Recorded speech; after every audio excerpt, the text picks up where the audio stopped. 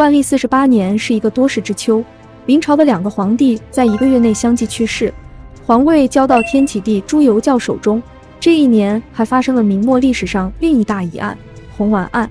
挺击案之后，朱常洛因祸得福，太子之位得到稳固。之后几年，郑贵妃在他面前也不再专横跋扈，还想尽办法巴结太子，隔三差五就给朱常洛送礼。得知皇太子喜好女色，他还专门给朱常洛送去美女讨好他。万历48年，距明亡还有24年，明神宗万历帝在天下人的殷切期盼下，终于去见祖宗了。万历对自己的胡作非为其实心知肚明，临死前觉得爽完了，自己一手制造的那些弊政可以结束了，于是留下遗诏，命令增补空缺的朝臣，取缔一切旷税太监。而朱常洛在长期压抑下当了那么多年太子，熬到这一年终于即位为帝，没想到却成了明朝在位时间最短的皇帝。当年8月即位后，沉溺女色的朱常洛身体日衰，到8月12日后甚至卧病不起。但他也并非一事无成，朱常洛即位才几天，就颁布一系列新政，把万历的恶政基本取缔，旷税太监全部罢免，从万历从民间抢来的内帑中拨款给九边和辽东，缓解军事困局，填补万历时空缺的官位，提拔一些名誉颇佳的政治之士叶向高、刘一景、韩况入阁，把因为弹劾旷税太监而被万历不分青红皂白一概罢免的官员重新启用并予以提拔，一时间民心大振，令天下颇为期待。当然，这只能算是还了万历时期欠下的债。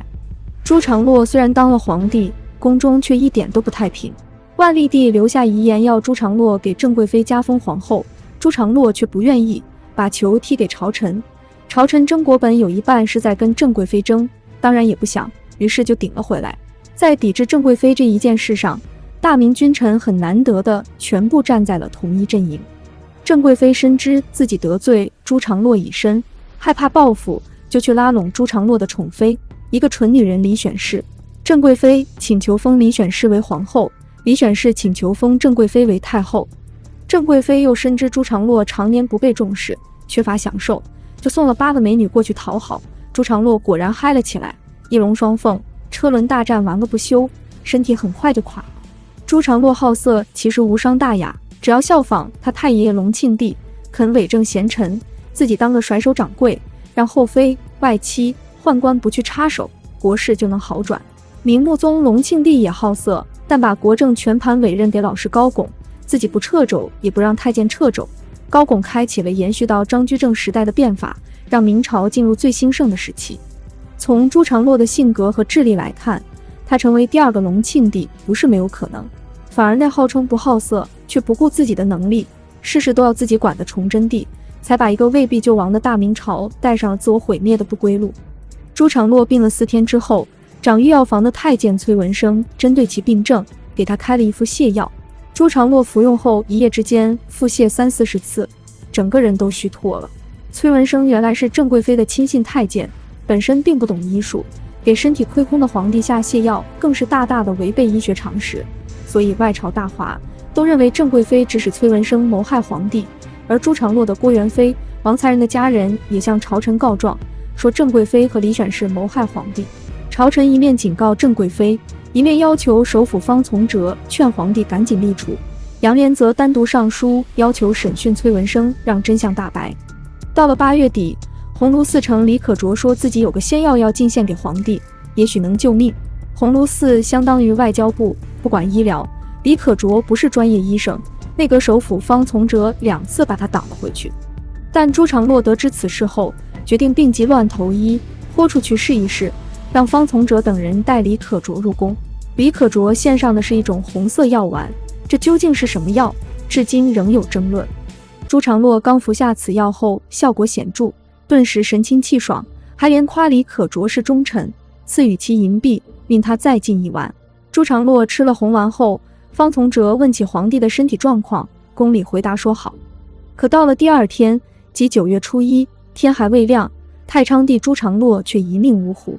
神秘的红丸没有救回皇帝的生命。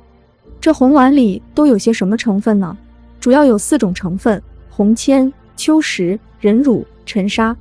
红铅是处女月经初潮的经血，当初嘉靖皇帝就很喜欢吃这东西。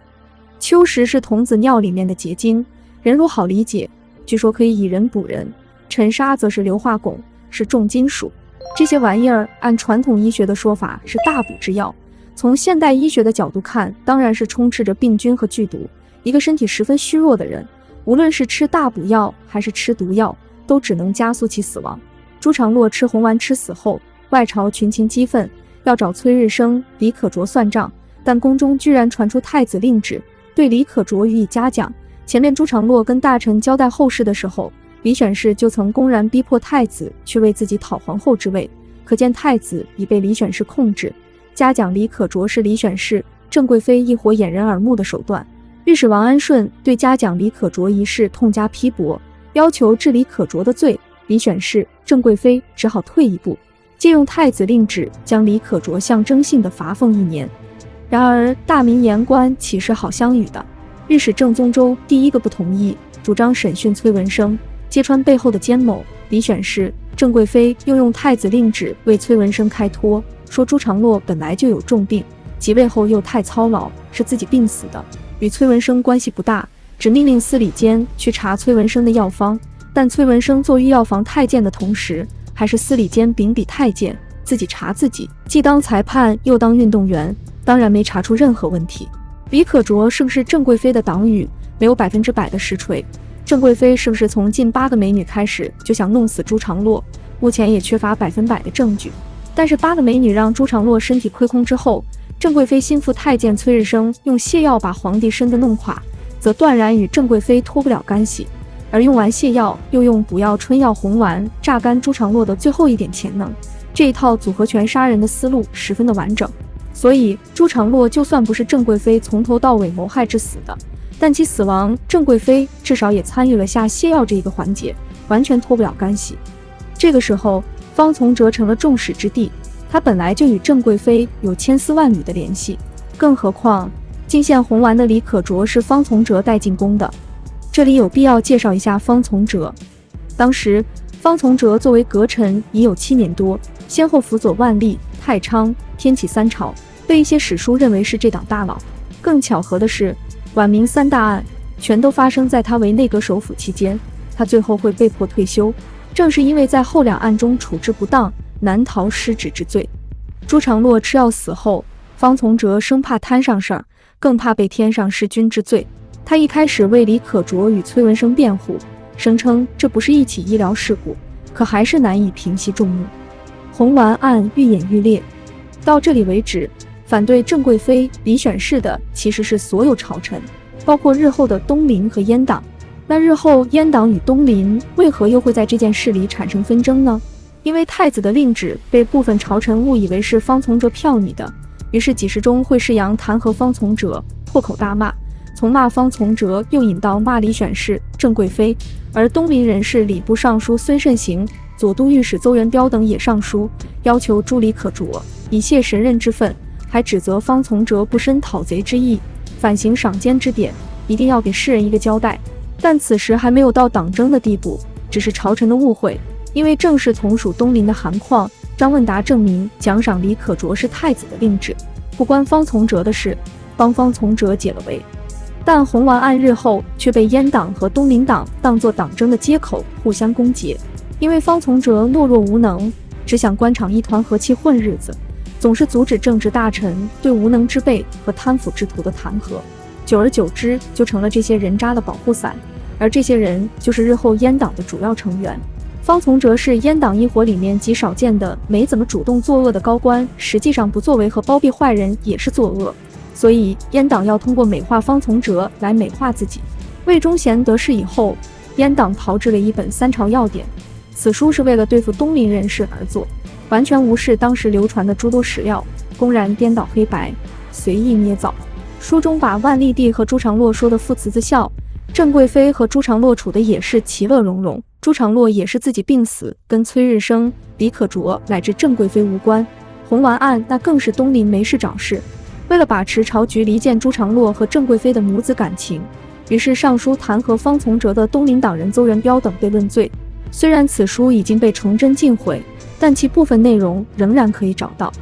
3朝要典这种东西，更是开了日后大清朝文化专制的先河。明朝皇帝虽然廷杖大臣十分恶劣，但是按孟森先生的说法，尚属只与书生争义气，不与书生论是非，也就是只搞死而不搞臭。当然，当时社会尚未被完全驯化，大家同情被廷杖的大臣，也搞不臭。而三朝要典借助政治劣化、阉党专权而强迫天下接受，开了搞死还要搞臭的先河。将来大清朝对文化人的种种驯化，也正是受到明朝公公们的启迪。不得不说，北族的酋长们虽然残暴，在阴损歹毒方面也得拜阉党为师。朱常洛的猝死，让政局变得更加诡谲。郑贵妃、李选侍专权的最大障碍已经没有了，他们可以利用看护小皇帝的名义来掌握实权。按他们一贯的行事风格来看，这对天下是非常可怕的，正直朝臣也不能容忍。于是就有了对付李选侍及其团伙的移宫案。